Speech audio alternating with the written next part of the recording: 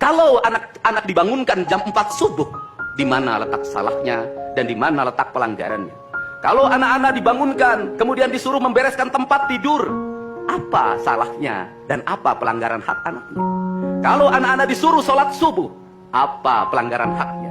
Kalau anak-anak mengikuti kuliah subuh, apa pelanggaran anaknya? Kalau anak-anak disuruh ngantri kemudian makan pagi, sarapan pagi dengan telur, dengan nasi, dengan pisang dan minum susu, di mana letak salahnya? Kalau anak-anak kemudian disuruh belajar, dan saat belajar duduknya bersikap, memandang ke arah gurunya, memandang mata gurunya, agar terjadi transformasi energi antara guru dengan muridnya, yang hari ini dihilangkan dengan digitalisasi, menghilangkan ruh spiritual konsepsi pendidikan kita, diganti dengan konsep pendidikan digital, yang tidak lagi melahirkan hubungan emosional guru dan murid. Akhirnya murid-murid tidak menghormati guru-gurunya, karena guru lupa mengekspresikan nilai-nilai spiritual dalam dirinya pada murid dalam ruangan yang hening, diganti dengan papan belajar digital. Di mana letak salahnya?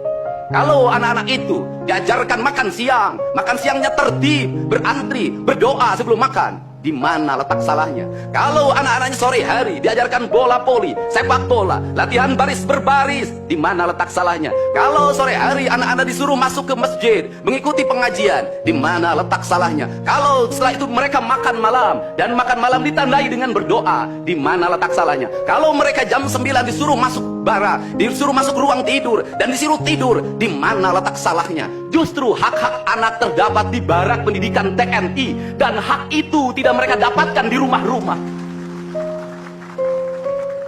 Di rumah-rumah anak-anak tidak bisa tidur malam. Mereka rata-rata tidurnya jam 4, jam 1 malam, jam 2 malam. Di rumah mereka tidak mendapat makanan yang bergizi karena serba fast food. Di rumah mereka tidak mendapatkan kasih sayang. Di jalanan mereka balapan. Mereka tidak mendapatkan ruang hidup tanpa gadget dalam setiap hari. Saya katakan, justru lingkungan kita hari ini, rumah, halaman rumah, kadang sekolah, kadang jalanan, bukan lagi tempat yang ramah untuk anak-anak Indonesia.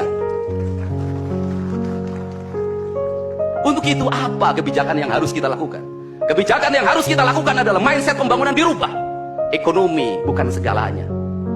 Itu penting. Tetapi ekonomi tidak boleh membunuh ruang-ruang publik di mana orang mendapat ruang bercengkrama. Desain rumah harus dikembalikan pada desain yang membuat jendela, membuat ruang untuk ibu dan bapaknya berkumpul. Halaman rumah harus tersedia di setiap kampung, jangan dihabiskan untuk bangunan, karena anak-anak ingin bermain di halaman. Lapangan bola di setiap desa harus ada. Karena apa? Karena mereka terus berinteraksi olahraga. Sungai-sungai harus dijernihkan, karena anak-anak orang miskin tidak bisa berenang di kolam renang yang berbayar. Mereka harus berenang di sungai-sungai yang jernih. Gunung-gunung harus dihijaukan, karena anak kita perlu hiking dan traveling dalam setiap waktu.